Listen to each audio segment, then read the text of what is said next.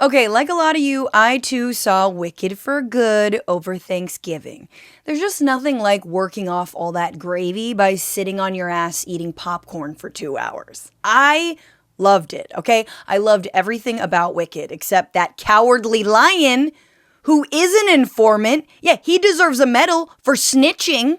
Anyway, I came away with a few thoughts about what Elphaba and Glinda's journeys tell us about revolution versus reform, how change happens, and whether or not Glinda is kind of a lib. Like, she's a bit centritocious. And I realize it's weird to draw lessons from works of fiction, but reality's not giving me much these days. A bunch of obvious lessons, decade after decade, that no one ever learns, and oops, fascism, again. Could there be, hidden in Wicked, some strategies for how to topple fascism by working together with unlikely allies from both inside the system and outside of it? Or is Wicked a warning to not work with those people because they might sell us out? Now, first off, this video is going to have Wicked spoilers, so if you haven't seen it, keep watching and allow me to pop your Aussie and cherry, or bubble. Second, I have not read the books, okay? So please don't but the book me. I know they're darker and there's orgies with animals, so believe me, it is on my to-do list. So to recap, Wicked is the prequel to The Wizard of Oz. It's the origin story of the Wicked Witch of the West and Glinda the Good Witch. But at its core, it's really a story of two friends, or frenemies. Loathing, unadulterated loathing. One is an outsider, but hopes to use her untamed magical powers to win favor with the wizard and be heralded one day for her good deeds. I see who you truly are, a girl on whom I can rely, and that's how we'll begin, the wizard and I. The other is the ultimate insider, the beloved, image-obsessed blonde, who is, of course, popular. She lacks magical powers, but is desperate for attention, fame, and therefore does good deeds that are more self-serving than anything else. Perhaps I could help. She's so good. She's so good. We love you. But Wicked is also the story of two revolutionaries, or at least one revolutionary and one changemaker. Because the main political theme in Wicked is Oz's repression of the animals, the scapegoat used to distract from the fact that the wizard is just a guy from the Midwest with no special powers. You know, like J.D. Vance. And when both Elphaba and Glinda discover that the animals are being systematically erased, they have very different reactions. Elphaba befriends the animals, listens to them, and tries to save them. And Glinda doesn't really care. That is until she realizes it's popular to care. In solidarity, and in order to express my outrage, I will henceforth be known no longer as Glinda, but simply Glinda. Doing something symbolic yet harmless to virtue signal that you care. Kind of like, I don't know, kneeling in a kente cloth while doing f*** all to reform the criminal justice system, or speaking on the Senate floor for 25 hours without disrupting any of the GOP's legislation. The only thing that wasn't empty in Cory Booker's gesture was his diaper. Elphaba and Glinda's reactions to the wizard having no power are also very different. Elphaba rejects the keys to the kingdom and leaves Emerald City in disgust, vowing to expose the wizard and save the animals, whereas Glinda's like, it's kinda nice here. I think I'll stay.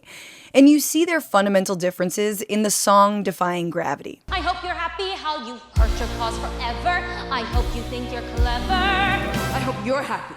I hope you're happy too. I hope you're proud how you would grovel in submission to feed your own ambition.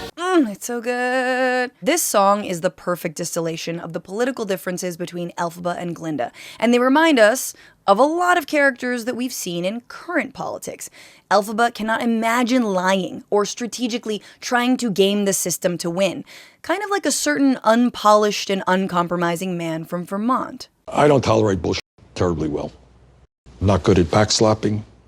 I'm not good at pleasantries. If you have your birthday, I'm not going to call you up to congratulate you. That's not what I do. What about an economy and a government that works for all of us, not just the 1%? What about an economy in which we do not have three people on top owning more wealth than the bottom half of American society? What about an economy in which we join the rest of the industrialized world, guarantee health care to all people as a human right, and where we don't pay the highest prices in the world for prescription drugs? I am proud to say that Henry Kissinger is not my friend. I will not take advice from Henry Kissinger. Nothing like 2015 Bernie. Whereas Glinda thinks being too steadfast in your beliefs is naive and you have to be pragmatic. Kind of how Hillary Clinton poured cold water on the idea for Medicare for all. Remember when she said this in 2015? People who have health emergencies can't wait for us to have some theoretical debate about some better idea that will never, ever come to pass. And to think, some say she lost because she was too inspiring. Glinda also has Pete Buttigieg vibes. Okay, remember how Mayo Pete's entire 2020 shtick was to call Bernie, a guy he used to write essays about in college, too radical? He said that Bernie's critiques of capitalism and discussions of democratic socialism were a bridge too far. Senator Sanders believes in an inflexible, ideological revolution that leaves out most Democrats, not to mention most Americans. Most Americans already are being left out of capitalism, Pete. Okay, most Americans right now are trying to figure out how to quickie mart their Christmas gifts like Homer Simpson. And the squeaky toy is a A+ idea. Also, the high hopes dance was 100% Glinda coded.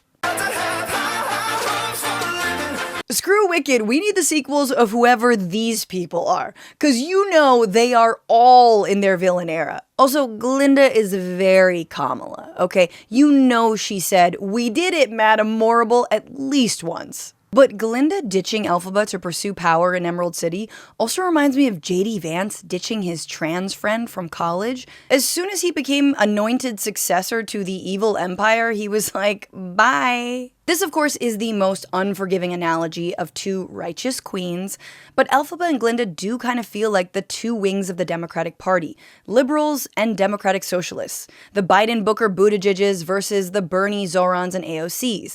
They can work together for progress, like they did in American history to produce the New Deal under FDR, but they can also be torn apart by, APAC or boys. Now, this is all a pretty harsh read of Glinda, and you might think me a bit cuntified. After all, by the end of the film, heartbroken and abandoned, it seems like she has changed. She recognizes she doesn't have the actual power or real riz like Elphaba does, and she comes around. She recognizes she can do actual good and forces the wizard to leave and locks up Madame Morrible and invites all Ozians to be part of the future, including the animals. Looking at Glinda in a positive way, she and Elphaba are kind of a revolutionary team with different approaches but similar goals. There have been a lot of those in history, like Mahatma Gandhi and the first Prime Minister of India, Nehru, fighting British colonial rule, or Black Power leader Malcolm X and MLK Jr. fighting for civil rights and Black Power, or Che Guevara and Fidel Castro fighting against the Batista oligarchy. Now, whether or not you agree with all of these figures or like everything they did, you can't argue with the fact that they all fought injustice and radically changed their countries. Who knows if they changed them for the better, but they have been changed for good. Gandhi, Malcolm, and Che represent the outside, radical edge of struggle, distrustful of power, the Elphaba side. Gandhi was wary of state power and believed in decentralized government, and Che famously left his position in Fidel's administration to go fight for freedom in the Congo and later in Bolivia. Like Elphaba, Gandhi, Malcolm, and Che were all murdered or martyred for their work by a girl in pigtails. Yeah, don't look it up, but it's true. To be fair, MLK Jr. was also killed, and each year the FBI is really, really sorry for something they swear was not them. Nehru, MLK Jr., and Fidel represent that inside strategy, the gamesman focused on getting things done and governing. Nehru, for example, became a brilliant statesman, implementing a mixed economy that focused on eliminating economic inequality and writing laws to outlaw caste discrimination. All things we hope Glinda goes on to do. Again, I haven't read the books. In the best case analogy, Glinda is fulfilling the revolution that Elphaba started. As Elphaba, the revolutionary, realizes she's been so demonized by the people of Oz for being wicked, she isn't able to carry the cause on further. She says she's limited. And we've also seen that throughout history, say in the undermining and dissolution of the Black Panther Party, an organization that was so vilified despite the good they did in the Black community, with free breakfast programs, medical services, and legal aid. The public had already largely made up their minds about the Black Panther Party being bad. Or that time that Howard Dean ran for president against war and for universal health care, but then he yelled weird. And then we're going to Washington, D.C. to take back the White House! There was no coming back after that. The public and the DCCC had made up their minds. Wicked. Elphaba knows she can't continue the revolution, and if I'm being honest, I do feel like she didn't need to die, because Glinda really didn't stick her neck out to change Ozian's view of Elphie the way she did while they were in school together. She didn't do the dance thingy, like at an Emerald City level. But again, Elphaba stole her man. So, I mean, women, am I right? So counter-revolutionary. Or maybe the friendship and political allyship of deeply opposite people like Elphaba and Glinda working to overthrow fascism is something that only happens in fairy tales. But damn, can a girl dream? Thanks so much for watching the Bitchuation Room's deep dives. Let me know your thoughts. Do you agree with any of this? What did you think of the films if you saw them? What were the lessons that you took away? Is this video for anyone except for myself, who likes both revolutionary history as well as Wicked? And thank you so much to Brent Godin, to Paige Omek, to Andy Vasoyan. And if you want to support me and this small itty bitty team, please become a patron, patreon.com/bitchuationroom. And we are having a sale till January 15th. You get 25% off any tier on patreon.com/bitchuationroom. Also, so that means like for a yearly annual support of this show, $45. That's it, 45. You know what I'm saying? That's like a bad meal on Uber Eats, okay? 45 bucks, you got it, I got you, and it goes so far. So thank you. You can also become a member on YouTube, a member on Substack. Also, you get perks. I have more thoughts on Wicked. Oh my God. Okay, so after this ends, there's more. So if you are a patron, you'll hear my postscript thoughts. I have a lot more to say, actually. So meet me there. Bye.